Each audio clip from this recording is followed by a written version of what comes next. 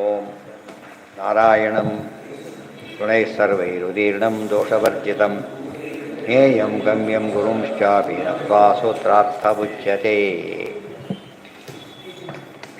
ಚೇತನ ಜಗನ್ನಿಯಂತ್ರೇ ಶೇಷ ಸಂವಿದೆ ನಮೋ ಚ ಶಕ್ರ ಅಲ್ಲೈತೆ ನಮೋ ನಾರಾಯಣಾಯ ಚ ಸರ್ವಶಕ್ರಾದಿವಂದಿತಾ ಕೃತ್ವಾ ಭಾಷ್ಯಾನುಭಾಷ್ಯೇಹಂ ಅಪಿ ವೇದಾರ್ಥಸತ್ಪತೇಃ ಕೃಷ್ಣಸ್ಯ ಸೂತ್ರಾನುವ್ಯಾಖ್ಯಾ ಸಂನ್ಯಾಯವೃತ್ತಿಂ ಸ್ಫುಟಂ ಕರೋಮಿ ಪಂಥಬುದ್ಧೀನಾಂ ಬುಧಾನಾಂ ಚೋಪಕಾರಿಕಾಂ ಪ್ರೀತ್ಯೈತಸ್ಯೈವ ದೇವಸ್ಯ ತತ್ಪ್ರಸಾದ ಪುರಸ್ಸರಃ. ಓದೋರಿಗೆ ಉಪಯೋಗ ಆಗಬೇಕು, ದೇವರಿಗೆ ಪ್ರೀತನಾಗಬೇಕು. ಎರಡು ಕಾನ್ಸೆಪ್ಟ್. ದೇವ್ರಿಗೆ ಪ್ರೀತನಾಗಬೇಕು, ಯಾವುದೇ ಕೆಲಸ ಮಾಡಿದ್ರು ಕೂಡ ಅಷ್ಟೇ. ದೊಡ್ಡವ್ರು ಮೆಚ್ಚಬೇಕು, ಚಿಕ್ಕವ್ರಿಗೆ ಉಪಯೋಗ ಆಗಬೇಕು. ಈ ಕಾನ್ಸೆಪ್ಟ್ ಇರಬೇಕು. ಗೊತ್ತಾಯ್ತಾ? ಮಕ್ಕಳನ್ನ ಆಡಿಸ್ತಾರೆ, ಅವ್ರ ತಂದೆ ಸಂತೋಷ ಆಗಲ್ಲ. ಯಾರ್ದೋ ಬೆಳಗ್ಗೆ ಹೋಗಿರ್ತಾರೆ, ಕೂಸು ಅಂತ ಆಡಿಸ್ತಾ ಕೊಡ್ತಾರೆ, ಅವ್ರಿಗೆ ಭಾರಿ ಖುಷಿ ಆಗ್ಬಿಡುತ್ತೆ. ಯಾಕೆ? ಅವ್ರನ್ನ ಆಡ್ಸೋಕ್ಕೊಂದು ಸಾಧ್ಯ ಇರೋದ್ರಿಂದ ಇವ್ರನ್ನ ಆಡಿಸ್ತಾ ಖುಷಿ ಆಗ್ಬಿಡುತ್ತೆ. ಅವ್ರಿಗೆ ಏನೋ ಕೊಡ್ತಾರೆ, ಖುಷಿ ಆಗುತ್ತೆ.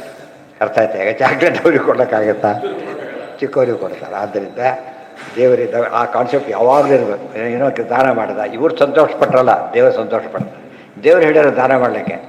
ಗೊತ್ತಾಯ್ತಾ? ಏನೇ ಆಗಲಿ, ಯಾರನ್ನ ಕರೆದು ಮಾತಾಡಿಸ್ದ, ದೇವರು ಸಂತೋಷ ಪಡ್ತಾರೆ. ಒಳ್ಳೆ ನನ್ನಿಂದ ಅಂತ ಅರ್ಥ ಮಾಡ್ಕೊಂಡಿದ್ದಾನೆ.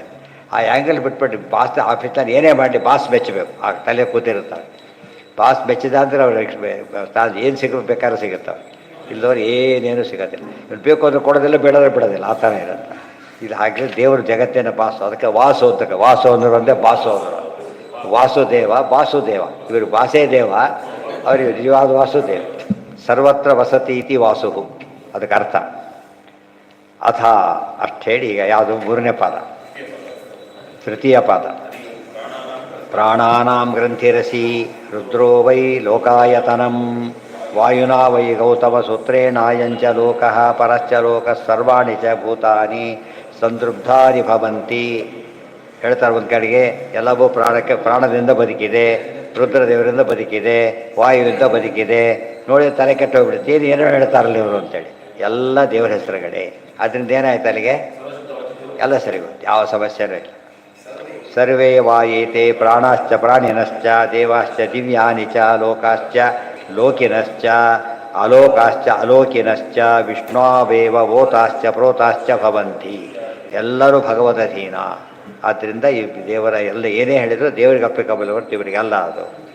ಇತ್ಯಾದೇಹೇ ದ್ಯೂಭೂ ಆದಿ ಆಯತನತ್ವಂ ಅಜ್ಞಾನಾಂ ಸಾಧಾರಣಂ ಲಿಂಗಂ. ದ್ಯೂಭೂ ಆದಿ ಆಯತನತ್ವಂ. ದ್ಯೂ ಅಂದರೆ ದ್ಯೋಲೋಕ, ಮೇಲಿಂದು.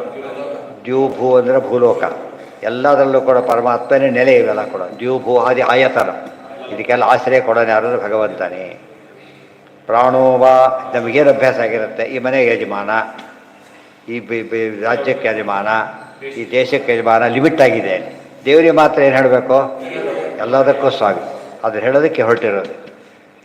ದ್ಯೂಭೂ ಆದಿ ಆಯತನ, ಅದು ಇದು ಅಲ್ಲಿ ಎಲ್ಲದಕ್ಕೂ ನಮಗೆ ಗೊತ್ತ ಮೇಲೆ ಕೆಳಗೆ ಎಲ್ಲದಕ್ಕೂ ದೇವರೇ ಸ್ವಾಮಿ ಅಂದರೆ ಸರ್ವಸ್ವಾಮಿ ಅಂತ ಅರ್ಥ ಬರುತ್ತೆ.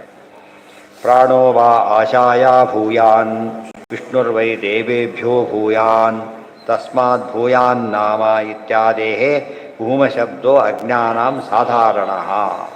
ಪ್ರಾಣೋ ವಾ ಆಶಾಯ ಭೂಯ. ಆಶಾ ಅಂದರೆ ಸರಸ್ವತಿ ದೇವಿ, ಪ್ರಾಣ ಅಂದರೆ ವಾಯುದೇವರು. ಭಾರತೀಗಿಂತ ವಾಯುದೇವರು ದೊಡ್ಡವರು. ವಿಷ್ಣುರ್ವೈ ದೇವ, ಈ ರೀತಿ ತಾರತಮ್ಯ ಹೇಳಿಬಿಟ್ಟು ವಿಷ್ಣು ಎಲ್ಲರಿಗಿಂತ ದೊಡ್ಡವರು. ವಿಷ್ಣುರ್ವೈ ದೇವೇಭ್ಯೋ ಭೂಯಾನ್ ತಸ್ಮಾತ್ ಭೂಯಾನ್ ನಾಮ. ದೇವರಿಗೆ ಭೂಯಾನ್ ಅಂತಲೇ ಹೆಸರಿದೆ. ದೊಡ್ಡವರು. ನಾವು ದೇವರು ದೊಡ್ಡವರು ಅಂತ ಉಪಯೋಗಿಸೋದು ಕಾಮನ್ ತೀರ.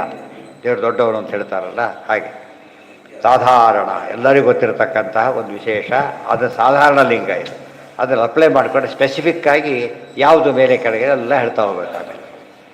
ವಿಷ್ಣೋ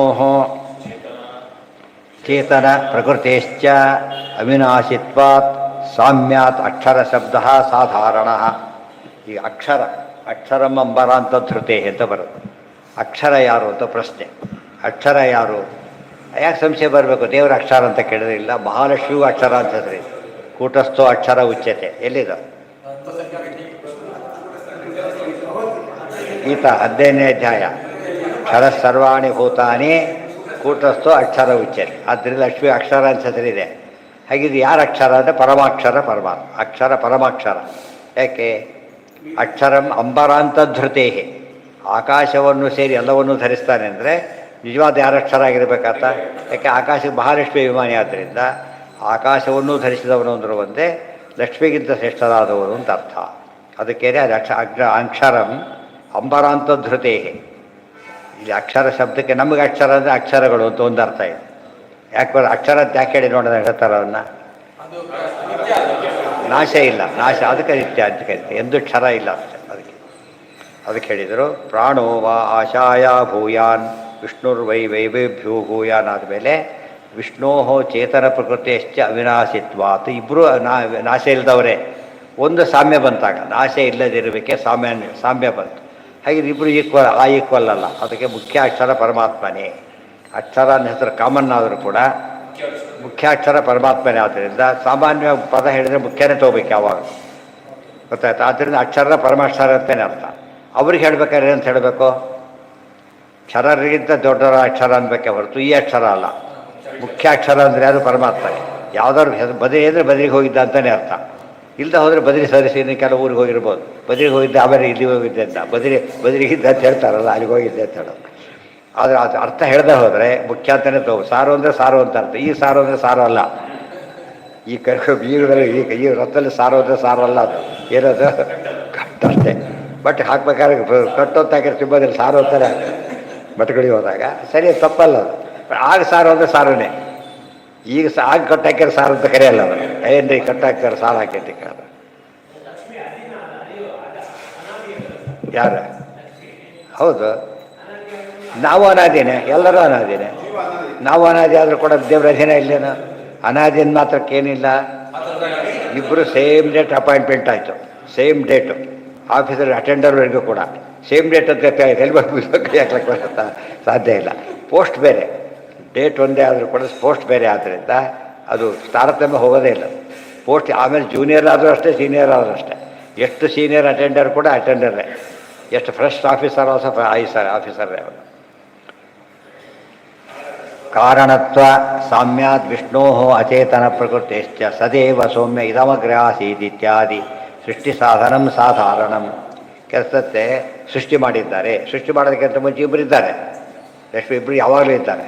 ಆದ್ದರಿಂದ ಲಕ್ಷ್ಮಿಗೆ ಸೃಷ್ಟಿ ಇಲ್ಲ ಅಂತ ಆಯ್ತಾ ಅಂತ ಒಂದು ಪಕ್ಷ, ಸೃಷ್ಟಿ ಆಯ್ತು ಮೇಲೆ ಸೃಷ್ಟಿಗಿತ್ತು ಅಂತ ಹೇಗೆ ಹೇಳ್ತೀನಿ ಒಂದು ಪ್ರಶ್ನೆ. ಅದಕ್ಕೆಲ್ಲ ಉತ್ತರ ಕೊಟ್ಟೆ. ಪರಾಧೀನ ವಿಶೇಷಾವಾಪ್ತಿ ಅಂತ ಹೇಳಿದ್ದಾರೆ. ಲಿಂಗಂ ಹೃತ್ಪದ್ಮಸ್ಥಿತತ್ವಂ ಸಾಧಾರಣ. ಹೃತ್ಪದ್ಮದಲ್ಲಿ ಯಾರಿದ್ದಾರೆ ಅಂತ ಪ್ರಶ್ನೆ. ಬರೀ ಹೃದಯ ತಗೊಂಡ್ರೆ ಜೀವನೂ ಇದ್ದಾನೆ. ಆದರೆ ಸ್ವಾಮಿಯಾಗಿರೋದು ಯಾರು? ಪರಮಾತ್ಮ. ಒಂದೇ ಆಫೀಸಲ್ಲಿ ಇಬ್ಬರು ಇದ್ದರೂ ಕೂಡ ಮುಖ್ಯಸ್ಥರಾಗಿ ಪರಮಾತ್ಮ ಹೇಗೆ ವಾಪಾಸ್ ಇರ್ತಾನೋ ಹಾಗೆ ದೇವರಿದ್ದಾರೆ. ಕಥಮ್ನು ತದ್ವಿಜಾನೀಯಾಂ ಇತ್ಯಾನುಕೂಲ್ಯೇನ ಗ್ರಹಣಂ.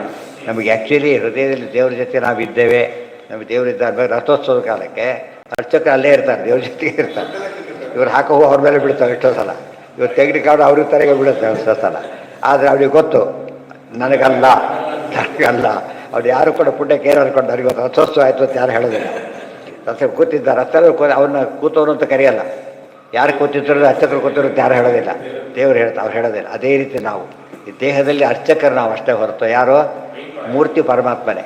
ಆದರೆ ರಥ ಯಾರೇ ಗೌರವ ಕೊಟ್ಟುಕೊಂಡು ಯಾರಿಗೆ? ಅದು ದೇವರಿಗೆ ಅಷ್ಟೇ, ಬೇರೆ ಏನಿಲ್ಲ.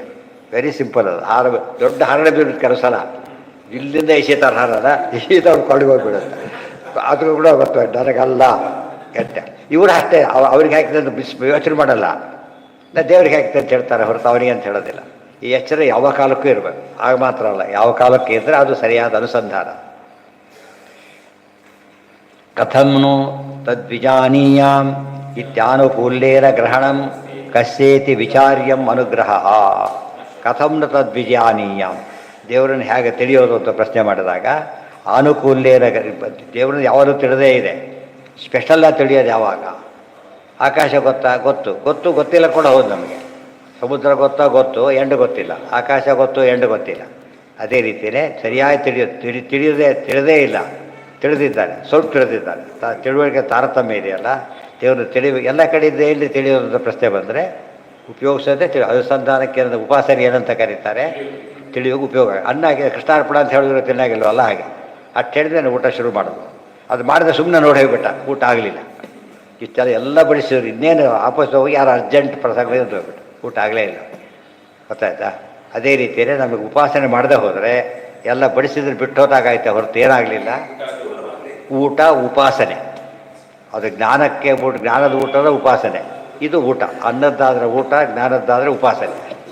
ಉಪಾಸನೆ ಮಾಡೋದು ಕಲಿದೆ ಹೋದರೆ ಮಾಡಿದ್ದ ಅಲ್ಲಿಗೆ ಸತ್ಯವಾದ ಯಾರು ಹೇಳೋದು, ಎಲ್ಲರೂ ಸತ್ಯವಾದ ಅಂತಲೇ ಹೇಳೋದು. ಫಾಲೋ ಎಷ್ಟು ಜನ ಮಾಡ್ತಾರೆ?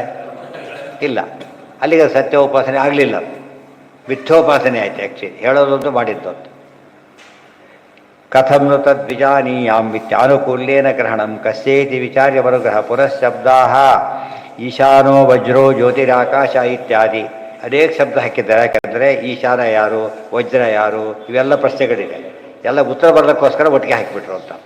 ಬೇರೆ ಬೇರೆ ಅಧಿಕರಣ ಮಾಡಲಿಲ್ಲ, ಎಲ್ಲ ಅಧಿಕರಣ ಸೇರಿಬಿಟ್ಟು 10, 11, 12 3 ಅಧಿಕರಣ ಒಂದೇ ಮಾಡೋದಕ್ಕೋಸ್ಕರ ಶಬ್ದ ಉಪಯೋಗಿಸಿದ್ದಾರೆ. ಲಿಂಗಂ ಸ್ವಪ್ನಾದಿ ದರ್ಶನಂ ಕಶ್ಯೇತಿ ಶಬ್ದೋ ಬ್ರಹ್ಮಣ ಇತಿ. ಲಿಂಗಂ ಕೆಲವನ್ನ ಶಾರ್ಟ್ ಲಿಂಗಂ ಅಂತ ಪದ ಉಪಯೋಗಿಸಿದ್ದಾರೆ ಭಾಷ್ಯದಲ್ಲಿ, ಏನು ಅಂತ ಹೇಳಲಿಲ್ಲ. ಸ್ವಪ್ನಾದಿ ದರ್ಶನಂ ಕಶ್ಯೆ, ಸ್ವಪ್ನಾದಿ ದರ್ಶನ ಬೇರೆ, ಸ್ವಪ್ನ ಕೊಡೋನು ಬೇರೆ, ಎಕ್ಸಾಮಿನರ್ ಬೇರೆ, ಸ್ಟೂಡೆಂಟ್ ಬೇರೆ. ಇಬ್ಬರು ಒಂದೇ ಕಡೆ ಕೂತಿರು, ಓಯೋಸಿರು ಅಲ್ಲೇ ಕೂತಿರ್ತಾರೆ. ಆದರೆ ಎಷ್ಟು ಡಿಫರೆನ್ಸ್ ಇದೆ ಇಬ್ಬರಿಗೂ ಕೂಡ. ಆ ರೀತಿಯಲ್ಲಿ ಲಿಂಗಂ ಸ್ವಪ್ನಾದಿ ದರ್ಶನ, ಸ್ವಪ್ನ ಕಾಣೋನು ಜೀವ, ಸ್ವಪ್ನ ತೋರಿಸೋನು ಪರಮಾತ್ಮ. ಶಬ್ದೋ ಬ್ರಾಹ್ಮಣ ಇದೆ, ಬ್ರಾಹ್ಮಣ ಶಬ್ದ ಬರುತ್ತೆ ಅಲ್ಲಿ ಬ್ರಾಹ್ಮಣ ಅಂದರೆ ವಿಷ್ಣುನೇ, ಅದಕ್ಕೆ ಬ್ರಾಹ್ಮಣ. ಎಲ್ಲಿ ಬ್ರಾಹ್ಮಣ? ಬ್ರಾಹ್ಮಣ ಬಂದಿದೆ ಆಗಲೇ, ದೇವರೇ ಬ್ರಾಹ್ಮಣ ಅಂತ ಹೆಸರಿದೆ. ಬ್ರಾಹ್ಮಣ ದೇವರು ಅಂತ ಅರ್ಥ ಅಲ್ಲ ಅದಕ್ಕೆ, ಗೊತ್ತಾಯ್ತಾ? ಎಲ್ಲ ಹಾಗೆ ಮಾಡಿ ಮಾಡಿ ಬ್ರಾಹ್ಮಣ ದೂರ ಮಾಡ್ಕೊಬಿಟ್ಟು ಅರ್ಥ ಅಲ್ಲ ಅದಕ್ಕೆ. ಶಬ್ದೋ ಬ್ರಾಹ್ಮಣ ಇದೆ. ಯಸ್ಮಿನ್ ದೇವ್ ಪೃಥಿವೀ ಚ ಅಂತರಿಕ್ಷಂ ಓತಂ ಮನವೋತಂ ಪ್ರಾಣಾವೋತಾಹ ಇತ್ಯತ್ರ ಉಕ್ತಾರಾಂ ಲಿಂಗಾನಾಂ ಅನ್ಯತ್ರ ಭದ್ರಾದಿ ವಿಷಯತ್ವೇ ಶಬ್ದ ಲಿಂಗ ಬಾಹುಲ್ಯಂ. ಪ್ರಾಣಾನ ದೇವರಿಗೇನು ಹೇಳಿರ್ತಾರೆ, ಬೇರೆಯವ್ರಲ್ಲಿ ಕಂಡುಬಿಟ್ಟಾರೆ ಅವರಷ್ಟು ಇಲ್ಲೇ ಬಂತಲ್ಲಪ್ಪ ಅಂತ ಪ್ರಶ್ನೆ ಬಂತು. ಅದಕ್ಕೆ ಹೇಳ್ತಾರೆ ಹಾಗಲ್ಲ ಅಂಥೇಳಿ ಅದಕ್ಕೂ ಸ್ಪೆಷಲ್ ಹೇಳಬೇಕು ಪ್ರತ್ಯೇಕ. ಅಲ್ಲ ಅಂತ ಹೇಳೋದಕ್ಕೋಸ್ಕರ ಏನು ಮಾಡಬೇಕು, ಅದಕ್ಕೆ ಚೀಫ್ ಆಫೀಸರ್ ಚೀಫ್ ಸೇರಿಸಿದ ತಟ್ಟು ಉಳಿದ ಎಲಿಮಿನೇಟ್ ಆಗ್ತದೆ. ಪರಮಾಕ್ಷರ ಬಂದ ತಕ್ಷಣ ದೇವರೊಬ್ಬರಿಗೆ ಅಪ್ಲಿಕಬಲ್ ಅಲ್ಲ. ಹಾಗೆ ಬರೀ ಅಕ್ಷರ ಇಬ್ಬರಿಗಾಗುತ್ತೆ, ಬರೀ ಚೇತನ ಎಲ್ಲರಿಗೂ ಆಗಿಬಿಡುತ್ತೆ. ಆಮೇಲೆ ಕ್ಷರಚೇತನ, ಅಕ್ಷರ ಚೇತನ, ಕ್ಷರಾಕ್ಷರ ಉತ್ತಮ ಚೇತನ, ಅದು ಪುರುಷೋತ್ತಮ ಅಂತ ಆಗ್ತಾನೆ. ಮನೋವೈರುದ್ರಭೂತಂಚ ಪ್ರೋತಂಚ. ಆಮೇಲೆ ಪ್ರಾಣೇಶ್ವರ ಪ್ರಾಣಾನಾಂ ಗ್ರಂಥಿರಸಿ ರುದ್ರೋಮಾ ವಿಶಾಂತಕಃ ಪ್ರಾಣೇಶ್ವರ ಕೃತ್ತಿವಾಸಾ ಪಿನಾಕಿ. ನೋಡಿ ಪ್ರಾಣೇಶ್ವರ ಬಂತು, ಪ್ರತಿ ಒಬ್ಬೊಬ್ರು ಒಂದು ಎಲ್ಲ ಹೆಸರಲ್ಲೇ ಬಂದು ಹೋಗ್ಬಿಟ್ಟಿದೆ. ಎಲ್ಲ ದೇವರ ಹೆಸರು. ಕೃತ್ತಿವಾಸ ಆದ ಸಾಮಾನ್ಯ ಯಾರ ಹೆಸರು? ರುದ್ರ ಹೆಸರು, ಮುಖ್ಯವಾಗಿ ದೇವರ ಹೆಸರು. ವಿರೂಪಾಕ್ಷ ಅಂದರೆ ದೇವರ ಹೆಸರು. ಎಲ್ಲ ಹೇಳ್ತಾ ಹೊರಟುಬಿಟ್ರೆ ಆ ಪದ ಒಟ್ಟಿಗೆ ಕಂಡಾಗ ಮುಖ್ಯವಾಗಿ ಪದ ದೇವರಿಗೆ ಅಂತ ಬರಿಬಾರ್ದು ಯಾವಾಗಲೂ ಕೂಡ. ರುದ್ರಂ ಓತಂಚ ಪ್ರೋತಂಚ ರುದ್ರೋ ಬಾಬ ಕ್ರೋಧ ಕ್ರಾಕಾಧಾರ ಇತ್ಯಾದಿಕಂ ಶಬ್ದ ಬಾಹುಲ್ಯಂ. ರುದ್ರ ಅಂತ ಬೇಕಾಡ್ಸೋದು ಬಂದಿದ್ದರೂ ಕೂಡ ಲಿಂಗ ಬಂದ ತಕ್ಷಣ ಎಲ್ಲ ಹೊರಟೋಯ್ತು. ಲಿಂಗ ಅಂದರೆ ಲಕ್ಷಣ, ಲಕ್ಷಣ ಬಂದುಬಿಟ್ರೆ ಹೆಚ್ಚು ಕಡೆ ಸುಡುತ್ತೆ ಅಂದ ತಕ್ಷಣ ಅಗ್ನಿ ಆಗಲೇಬೇಕು. ಏನೇ 100 ದಾರಿ ಸೋರಿಸ್ತೀವಿ ಈಗ, ಅದು ನೀರೇ ಇರ್ಬೋದು, ಸುಡುತ್ತೆ ಅಂತ ತಕ್ಷಣ ಏನು ಹೇಳಬೇಕು, ಬಿಸಿರುತ್ತಾರೆ ಅರ್ಥ ಮಾಡಬೇಕೆ ಹೊರತು ಕೆಲವು ನೀರು ತಣ್ಣಗೂ ಇರುತ್ತಾ ಅಂತ ಯಾರು ಮಾಡೋದಿಲ್ಲ. ನೀರು ಅಂದರೆ ಬಿಸಿ, ಸುಡೋದು ಬಿಸಿಯೇ ಕೂಡನೇ. ತಂಪು ಅಂದ ತಕ್ಷಣ ಇಲ್ಲಿ ಹೋಗ್ಬೇಕತ್ತೆ, ಈಗ ನೀರಿಗೆ ಹೋಗ್ಬೇಕು. ಆ ಪದಗಳಿಗೆ ಬೇರೆ ಅರ್ಥ ಮಾಡೋಕ್ಕೆ ಬರೋದೇ ಇಲ್ಲ. ಬಿಸಿ ಅಂದರೆ ಬೆಂಕಿಗೆ ಅಟ್ಯಾಚ್ ಇಡೋದು.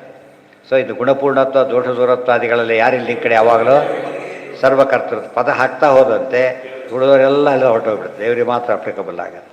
ಈ ರೀತಿ ನೋಡೋದನ್ನು ಬ್ರಹ್ಮಸೂತ್ರ ಹೇಳ್ಕೊಡುತ್ತೆ. ಅರ್ಥ ಆಯ್ತಾ? ಈ ರೀತಿ ಪದ ನೋಡೋಕ್ಕೆ ಬರದೇನೆ ತುಂಬ ಕನ್ಫ್ಯೂಷನ್ ಆಗೋಗ್ಬಿಟ್ಟಿತ್ತು. ಒಂದು ಕಡೆ ಒಂದು ಹೇಳೋದು ಏನಿಲ್ಲ ಸರಿಯಾಗಿದೆ ತೋರಿಸ್ಕೊಟ್ಟು. ಯಾರ ಸಾಮಾನ್ಯ ಪಿನಾಕಿ ಅಂದರೆ ರುದ್ರದೇವರು, ಮುಖ್ಯ ಅರ್ಥದಲ್ಲಿ ದೇವರೇ. ಯಾವ ಶಬ್ದ ಹೇಳಿದ್ರು ಕೂಡ ಹೇಳೋ ದುಃಖಿ, ಸುಖಿ, ರಾಕ್ಷಸ, ಶೂನ್ಯ ಏನಾರ ಕರೀರಿ, ಎಲ್ಲ ದೇವರ ಹೆಸರು. ದೇವರ ಹೆಸರು ಹೇಳಿದ್ರೆ ಶಬ್ದನೇ ಇಲ್ಲ ಜಗತ್ತಿನೊಳಗೆ.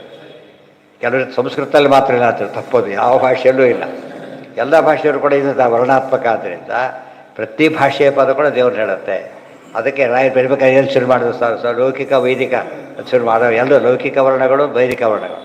ಲೌಕಿಕ ಆದರೆ ಕನ್ನಡನೇ ಆಗಬೇಕಾಗಿಲ್ಲ, ಎಲ್ಲ ಭಾಷೆಗಳು ಲೌಕಿಕನೇ. ವೇದ ಮಾತ್ರ ಏನದು ಅಲೌಕಿಕ. ಅಲ್ಲಿಗೆ ನಾಳೆ ದಿವಸ ಮುಂದಿನ ಇವೆಲ್ಲ ನೆನಪಾದರೆ ಹೇಗೆ ಅಪ್ಲೈ ಮಾಡ್ಕೋಬೇಕು, ಓದಿದ್ದನ್ನು ಬ್ರಹ್ಮಸೂತ್ರ ಭಾಷ್ಯನ ಯಾವ ರೀತಿಯಲ್ಲಿ ಅರ್ಥ ಮಾಡ್ಕೊಳ್ಬೇಕು ಅನ್ನೋದಕ್ಕೆ ಇವೆಲ್ಲ ಒಂದು ಅಣುಭಾಷ್ಯ, ಅಣುವ್ಯಾಖ್ಯಾನ, ಇದು 3 ವಿಶೇಷ ಇದು ಮಾಡ್ತಾರೆ.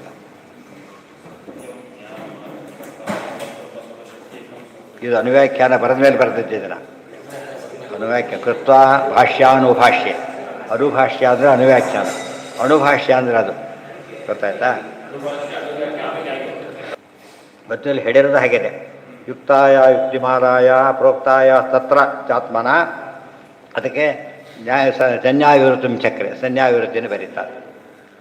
ಅಲ್ಲ ಸೇರೋದಿಲ್ಲ, ಬಟ್ ಸರ್ವಶಬ್ದ ವಾಚ್ಯತ್ವ ಬಂದಾಗ ಎಲ್ಲ ಭಾಷೆಗಳು ಸೇರಿಬಿಡೋದು. ಸರ್ವಶಬ್ದ ವಾಚ್ಯತ್ವ ಯಾವ ಭಾಷೆ ಯಾವ ಪದ ಆಗಿದ್ದರೂ ಕೂಡ, ಯಾವ ವರ್ಣ ಆಗಿದ್ದರೂ ಕೂಡ ಯಾರನ್ನು ಹೇಳಬೇಕದು? ಯಾಕೆ ಎಲ್ಲ ಭಾಷೆಗಳು ಈ ವರ್ಣಗಳೇ ಇರೋದು, ಗೊತ್ತಾಯ್ತಾ. ಆ ಏನಿದೆಯಲ್ಲ, ಇದಿಲ್ಲದೆ ಯಾವ ವರ್ಣ ಭಾಷೆಗಳು ಇಲ್ಲ. ಅದು ಸುಲಭ ಆಯ್ತಾಗ. ಬೇರೆಯವ್ರು ಬರೀಬೇಕಾದ್ರೆ ಇದನ್ನೇ ಹೇಳಬೇಕು ಅವರು. ತಮಿಳಿನಲ್ಲೂ ಕೂಡ ಹಾಗೆ, ತೆಲುಗಿನಲ್ಲೂ ಹಾಗೇನೆ. ಭಾಷೆ ಆದರೆ ಚೇಂಜ್ ಆಗ್ಬಿಡುತ್ತೆ. ಹಾಂ, A B C D, A ಇಲ್ಲಿ ಬರಲಿಲ್ಲ, ಐ ಬಾಬಿ ಎಲ್ಲ ಬರುತ್ತೆ. ಯಾವ ಭಾಷೆಗೆ ಹೋದರೂ ಕೂಡ ವರ್ಣ ವಿಕಾರ ಮಾಡಿರ್ತಾರೆ ಅಷ್ಟೇ, ಇನ್ನು ಮುಂದೆ ಸೇರಿಸಿರ್ತಾರೆ ಹೊರತು ಏನಾಗಿರೋದಿಲ್ಲ. ರೆಡ್ಯೂಸ್ ಮಾಡಿದ್ರೆ ಇಷ್ಟೇ ಹೊಡೆಯೋದು. ಅದಕ್ಕೆ ಅಕ್ಷರ ಅಂತ ಹೆಸರು. ಯಾವ ಭಾಷೆಗೆ ಹೋಯ್ದರೂ ಅಕ್ಷರ ಚೇಂಜ್ ಆಗೋದಿಲ್ಲ, ಕೂಡಿಸ್ಬೇಕಾದ್ರೆ ಗೊತ್ತಾಗುತ್ತೆ ಅಷ್ಟೆ.